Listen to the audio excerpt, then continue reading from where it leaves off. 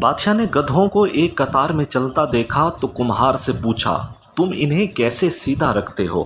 کمہار نے جواب دیا، جو بھی گدھا لائن توڑتا ہے میں اسے سزا دیتا ہوں، بس اسی خوف سے یہ سب سیدھا چلتے ہیں۔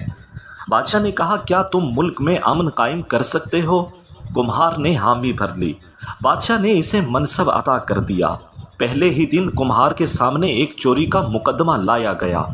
کمہار نے فیصلہ سنایا کہ چور کے ہاتھ کاٹ دو۔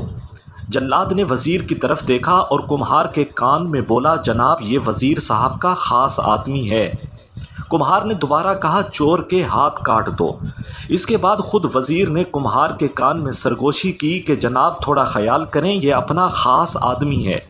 کمہار بولا، چور کے ہاتھ کاٹ دیے جائیں اور سفارشی کی زبان کاٹ دی جائے۔ اور کہتے ہیں کہ کمہار کے صرف اس ایک فیصلے کے بعد پورے ملک میں امن قائم ہو گیا۔ ہمارے ہاں بھی امن قائم ہو سکتا ہے، مگر اس کے لیے چوروں کے ہاتھ کاٹنا پڑیں گے اور کچھ لوگوں کی زبان بھی کاٹنی پڑے گی۔